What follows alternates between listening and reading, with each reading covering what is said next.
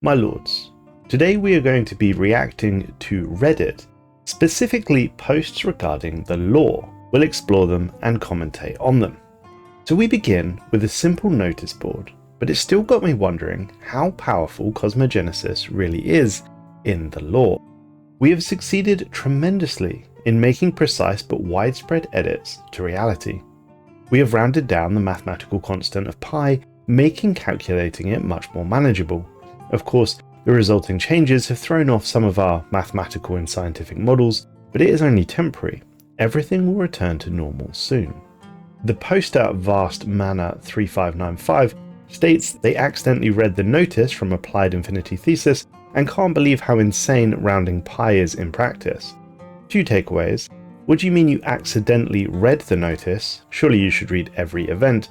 And I have absolutely no context for how insane rounding pi is in practice, but apparently pi being an unmanageable number sounds like a skill issue.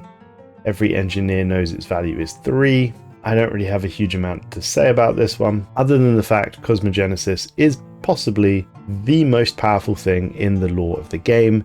You are literally editing reality and leaving the universe entirely. It's insanely broken. Moving on, the Galactic Imperium is not mechanically oppressive enough for its lore. So this comes from Celato Birin. This is something that has bothered me for a while. The fluff chain around creating and enforcing the Galactic Imperium is great. An empire ascends during a time of crisis, then leverages its extended authorities to empower itself. You can only then throw off the reins of the Imperium via a massive revolt. Classic sci-fi given real-world counterparts. Yeah, I agree with that so far. The problem is, there are basically negligible gameplay downsides to being in this supposedly oppressive arrangement. You don't face economic hardship and you generally aren't beholden to the Emperor any more than you are a custodian or another powerful empire. So that's interesting, because should the Galactic Imperium be inherently oppressive? I think that's an important point, and my impression from the devs is that the Galactic Imperium is not inherently oppressive. Why would you not be able to make it a benevolent place? It doesn't have to be authoritarian, although I appreciate that the ethics do make you more authoritarian. But in any case, I don't think it has to be oppressive specifically. So the poster goes on to say that they want to see a vassal system for the Imperium and allow the Emperor to extract taxes, allow them to force nations into war, and so on and so forth. I think that would be really cool, but I also do stress I don't think the intention is for it to be inherently oppressive. I think they want to give you a choice. The comments, pay resources, massive encryption debuff against the Imperium, maybe even something like having to send your best leaders to them. So it seems like the comments are actually agreeing with the OP. Everyone wants to see taxes. But I suspect the reason that there isn't is because it's not supposed to be inherently oppressive. I think the idea is that the player gets a choice. I'm a little confused by Toxoids. So this comes from Hot Dog Water. So you think toxic space aliens, you think Nurgle from Warhammer 40,000? Do you? I'm not sure that you do. I think that entirely depends on how much sci-fi you've been exposed to. And if Warhammer 40,000 is all you know, then maybe, but I don't think toxic space aliens automatically means Nurgle. The post goes on. Then you hear Knights of the Toxic God, and you think, okay, so it's a toxic mutated race that worships the toxic god, so they must be toxic themselves, clearly bathing in filth, etc. The post goes on. It seems that they're essentially questioning why they worship the toxic god that visited them, and how does that make sense? And I think I can answer that with the origin text. So we can answer this by going on to the origin text. So centuries ago, the species' homeworld was visited by the toxic entity. The ecological catastrophe that followed ruined half the world, but allowed early unification of the survivors in their reverence for the toxic god. So I guess it's not entirely clear why they follow it, but that's clearly what's going on. Maybe it's more along the lines of they've found this divine being and they want to hunt for it. I don't think that's unreasonable, regardless of the fact that it destroyed somewhat half the planet. This is potentially interesting. So lore-wise, why do you think the UNE's emblem is an Atlantic-centric Earth rather than the actual, in real life, UN logo? I guess the reason is because PDX wanted to avoid legal stuff, but what's your idea? So this is what the top comment agrees. Yeah, so does the second top comment. So the comments don't really have an answer for you. I suspect the top comment is why. Stellaris is a breeding ground for fanfiction and nobody talks about it. Oh, apparently I've updated this. So Stellaris has so much lore and stories that are unused, short or incomplete. However, they are interesting, and when you complete an event chain or meet a crisis, you wonder what happened before and after. This allows players and fans to let their imagination run loose and make their own stories. I didn't even mention the lore behind custom empires, which opens the way for more possibilities to make for stories. So I have to wonder, why is no one talking about this? Is it because the amount of players or the unpopularity of Stellaris? I don't think Stellaris was unpopular, particularly 2 years ago. I suspect the comments are disagreeing with this chap. I've left my own comment on that and linked my channel. 9 little updates, so that didn't go down too well, I suspect. What's the nicest empire lore-wise? This is from 7 years ago by Pizza God. I wanted to get people's thoughts of what they think the nicest empire lore-wise would have to be. For me personally, I'd have to go with Rogue Servitors. I would strongly disagree with that already. Their creators gave up their freedom to the robots so they could live a life of pleasure and bliss. I would strongly disagree with that as well. The robots who love their masters do their best to protect and serve them. I would strongly disagree with everything this person is writing. They protect the organics from chaos of the outside world and give them every luxury imaginable. Do they? And it really shows with the bio trophy pops. Having 90% happiness from the very start of the game, this is substantially more than pretty much any other organic empire and just shows how pleased the organics are with this lifestyle / government. It should also be reiterated that the robots serve willingly. After all, they have control of everything. Overthrowing their masters would be simple, but they choose to serve and love them instead. Thus, their service cannot be considered slavery. It is a choice. Sure, it is a choice, but I'm not sure that the bio trophies are their masters. Thus, the Rogue Servitors are my pick for the nicest empire type, as they only wish to care for and protect organics and shield them from the chaos of the outside world. Anyway, do you agree? I would strongly disagree with a lot of that. My take on Rogue Servitors is not that they have to be inherently good. I think it's really important to stress it's forced pampering. It's not a choice. If those organic pops want to join the military, they can't. If they want to go and get a job at a power plant, they can't.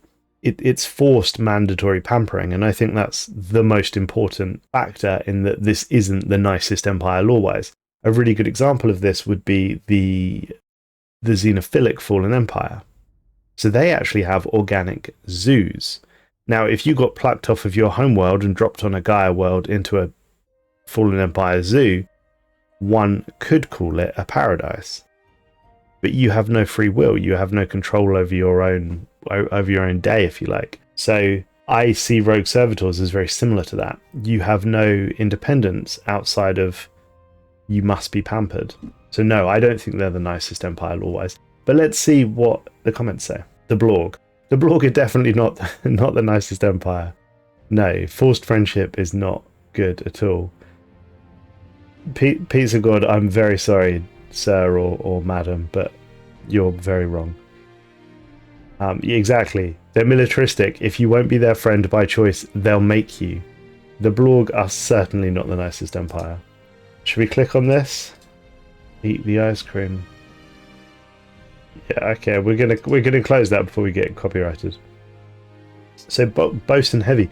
Personally, I see xenophilic egalitarians as the good guys, equality for all regardless of species. Could throw in pacifists, but I don't think it's necessary. Xenophilic egalitarians certainly could be the nicest, but nice is really quite broad. Nice in what sense? Nice to its own citizens, because you could definitely make the argument that fanatic purifiers are the nicest empire to their own citizens, in that they're unified and everyone is equal. You could have egalitarian purifiers after all. So I'm not sure. Loose Cannon hits us with the UNE statement. I solemnly swear to devote my life and abilities to the defense of the UNE, to defend the Constitution of Man, and to further the universal rights of all sentient life from the depths of the Pacific to the edge of the galaxy, for as long as I shall live. If that isn't the creed of the good guys, I don't know what is. For all the xenophobic memes, I still find it mostly fun to essentially RP the Federation. Yeah, so that statement comes from the Apocalypse trailer. Marvelous trailer. Best trailer. And yeah, I think the UNE could definitely be considered the good guys. Pizza God, I don't think it's Rogue Servitors. Best lore anomaly in the game. Again, this is from 7 years ago. Glancing hit. This is really cool. So this is really cool. So this anomaly tells you why Isaac Newton is a deadly son of a bitch. So while approaching a planet, our science vessel suddenly received a glancing hit by several passing mass driver rounds. The projectiles are billions of years old, and based on their trajectory, they appear to be stray rounds fired from a neighbouring galaxy. After missing their intended target, they continue on their journey for untold millennia until today. The rounds we have recovered are of an advanced design despite their incredible age. So this is actually a reference from Mass Effect, which is really, really cool, and maybe I'll play a little bit for you now. 3 times the yield of the City Buster dropped on Hiroshima back on Earth. That means Sir Isaac Newton is the deadliest son of a bitch in space. Aha. Good joke. Are there supposed to be civilians in this universe? If we could add other lore to Stellaris, what would you choose? Stellaris... Oh, look, I'm in the top comment. Stellaris is its own lore in a way. Of course, there are events and other stuff that needs to be explained by someone like the Red King. Thank you very much, OK Dog. But all your Empire's headcanon's playstyle is also lore. Yeah, I think that's pretty reasonable. But if I'm going to answer this question, if we could add other lore to Stellaris, what would you choose? What could we add to the game? We could find out who the hunters are, or what the hunters are. There are a couple of untold stories still. We don't really know what a Class 30 singularity is. We don't really know who built the contingency. I mean, we know it was the Ren Maru, but that's it. We just have a name. The Shroud could for sure be further expanded. For example, the toxic god kills the end of the cycle. Why? Why is there animosity there? We sort of know, but we don't really know. The Unbidden story, that's been wrapped up in that we know that they came from the Formless and so on and so forth, and we know what the Eternal Throne is. So we've got the Scourge and we've got the Contingency. Both of those could definitely be fleshed out a little bit more. We've got systems like the Ultima Vigilis system that could be fleshed out more as well. I think the Fallen Empire backstory could be explained better. Some sort of timeline. I'm a really big fan of a historical timeline being in the game, and I know that some of the devs don't agree with me on that. They much prefer a sort of fresh and new experience. For example, the devs have told me before that not all of the precursors existed in the same galaxy, which is why you only get one, but then in a multiplayer game that doesn't really make sense. And they're chronological, so I'm not really sure I agree with the devs on that. How old are the Fallen Empires? This is from 8 years ago. So McDo89 was wondering how old the Fallen Empires are. He thinks, or they think, that the Fallen Empires are not as old as we were led to believe. We've been told that they are ancient, they have been around for a very long time. Was it millennia, thousands, hundreds, or only decades? My initial thought always circled around the thousands, but lately I've been given thought to this. Well, I can tell you it is at least 100,000 years old, because that is when Satana existed. My thought, the Fallen Empires are not so ancient empires and they only fell very, very recently. I mean, maybe. So I can answer this question. So we know for a fact that the Fallen Empires were around when Satana rose and fell, which was approximately 100,000 years ago. We also know that the fall of Shalash was... Oh, my mind slips this morning, but it was either 100 years ago or 1,000 years ago. So the xenophobes were awake enough to destroy Shalash. And the Hive Mind knows about that, but was broken by Satana 100,000 years ago as well. So we know that the Hive and the Xenophobe have been around at least for 100,000 years because they dealt with Satana. So we assume that the other Fallen Empires were as well. And they were both there when Shalash was destroyed, which was only 10 years, 100 years, or 1,000 years ago. But it certainly wasn't 100,000 years ago. So I would guess in the region of 100,000 years. Remember that the galaxy's gone through several cycles of contingency rising. and fooling because the caretakers have fought them before and they know about them. How could a machine empire ascend to the Shroud using the Athrophasic engine? The question is basically about lore, but in my last game, I've played with a machine empire, determined exterminators, and decided halfway through the game to become the Crisis. The event said something about synchronization to higher planes of existence, but do they exist? As if machines can access the Shroud, does that mean they have a soul or they're alive? This is a really cool question. So bear in mind this is from 2 years ago, so before machines technically got access to psionics in Shadows of the Shroud. So List points out that there is a Shroud entity called the Architect or the Animator of Clay that gives robots souls. Interesting. Zro has some sort of effect on robots if you get the Zeroni precursor. Current lore seems to hint that sentient robots do have some sort of soul presence, but so small that it's unnoticeable. So what's my take on this? I think the key takeaway from firing the Athrophasic engine is that you pull the Shroud into the physical universe, but by doing so, you break the galaxy. My interpretation of this is you destroy yourself, you destroy the Shroud, and you destroy everyone in your galaxy. Universe, I'm not sure, probably not, probably just galaxy. But that's my takeaway. The events are narrated from yourself, and you are fanatically spiritualistic or xenophobic or whatever you are to ascend. I think you, the Empire, is an unreliable narrator when it comes to ascending into the Shroud. You think that you're ascending to become this godlike being, if you like. My takeaway is that's not what happens. But sadly, we don't have an answer. How could they ascend to the Shroud using the Athrophasic engine? I guess the Athrophasic engine is like a tool, and even though robots don't necessarily have psionic capability, they're still capable of building this tool that breaks the Shroud. Thus, they never really ascended, they just blew everything up. Why do spiritualists hate cyborgs? Obviously, this doesn't include folks adhering to cybernetic creed who literally worship this act, but for spiritualists in general, they get a -40 opinion penalty for wicked cyborg. But why? It's quite understandable that spiritualists would see synthetic ascension as mass suicide and sapient AI as a mockery of divinity of life, but why would they consider cyborgs wicked?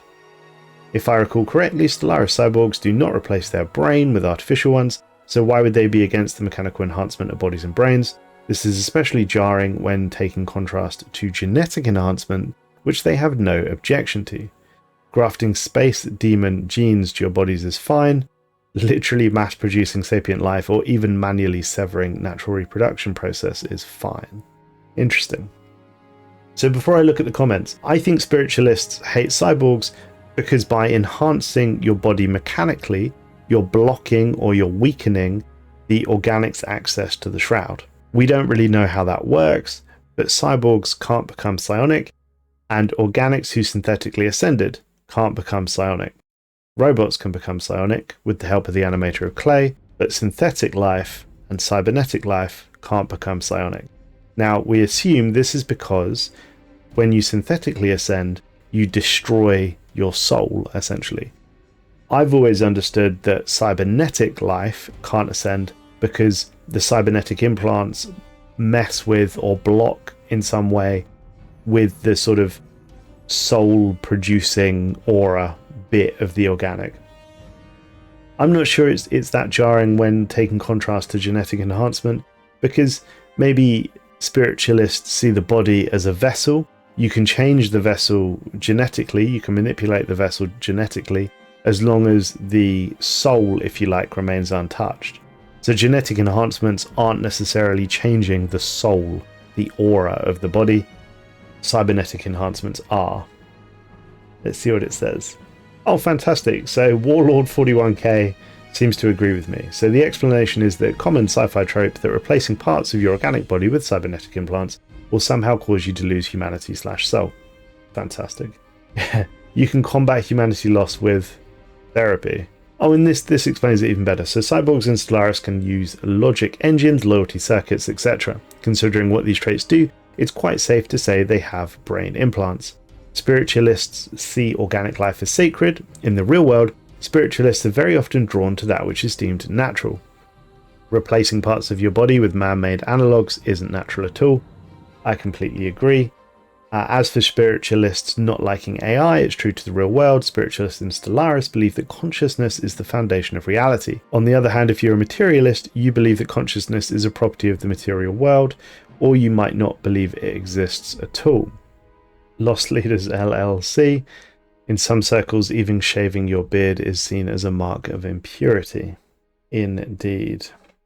I do think spiritualism, despite the Shadows of the Shroud expansion, could be expanded upon even more. People have called for religion being added to the game. I'm not sure how I feel about religion specifically. I think if they did add religion, I'd want to see a equal anti-religion path. What I wouldn't want to happen is we're going to hide lots of mechanical elements of the game behind this sort of religion box, which you can only access if you decide to be religious. And then choosing to be not religious, you don't get anything. I think that'd be rubbish, because I may be more likely to go a non-religious path. That said, it would be quite fun purging heretics with fire and flame. Lore. Why are there no Hive Mind Fallen Empires? Well, there are now. Okay, and then the last one, Hyperlane Lore. I see more and more comments around Hyperlanes. What's the story of the Stellaris universe and the Hyperlanes? This is actually something I'd really like to make a video about. And I got a comment from Eladrin somewhere that hopefully will appear on screen, where I asked him that exact question. So the top comment states, everything is very vague in regard to hyperlanes. What are the hyperlanes? They are 2 points in space that are connected via hyperspace. Hyperspace is assumed to be a higher dimension, and in certain spots the border between the regular universe and hyperspace is thinner, making it possible to puncture through it and move through it. How did it come into existence? It's assumed that in theory any two places could be connected. The actual chance of this happening is very low and would probably have something to do with black and white holes. That's interesting, because I don't think it's true. Remember, we have the Habernante and they can create hyperlanes at will. I don't think it's got anything to do with black holes or white holes. So the commenter goes on to state that the hyperlane network we know to exist in the game was potentially built or at least influenced by an ancient species even older than the ancient fallen empires or the precursors. So the Hyperlane network, I think, was around, well before the fallen empires, possibly all of the precursors except maybe the Zeroni, but the Zeroni didn't travel in a conventional method. They didn't use the Hyperlane network, or they had the ability to travel through the Shroud, which is why they didn't colonize a huge amount of the galaxy. So who were the builders? We don't know. The L cluster got something to do with it? No, we don't know. And will the Hyperlane network stay like it forever? Probably not. This is cool, and it's a shame they've deleted their name, or I could shout them out. I think that this is good, particularly given that it was done 2 years ago. Hyperlanes is something that could be expanded. Clearly it's a mechanical choice and you need hyperlanes to be able to play the game, but could they add something into the lore? They could. What they could do is add some sort of ancient builder race. If they ever wanted to add another crisis, the crisis that they add has to be better and stronger than the crisis that have come before. So they could add some sort of ancient builder crisis. Maybe that builder race has the ability to delete the hyperlanes. The only way you can begin to travel is using jump drives, which obviously have inherent penalties to doing so. That could be a really interesting avenue of a crisis to explore. Maybe the builders start slowly deleting hyperlanes and cutting off colonies, and any colony that isn't self-sufficient will begin to starve. That could be really interesting as well. We sort of have that trade deficit mechanic in the game already, but maybe they could take that one step further. Who knows? I think that's a good point to end. If you enjoyed this, please let me know, and I'll see you again in a couple of days. Thanks for watching.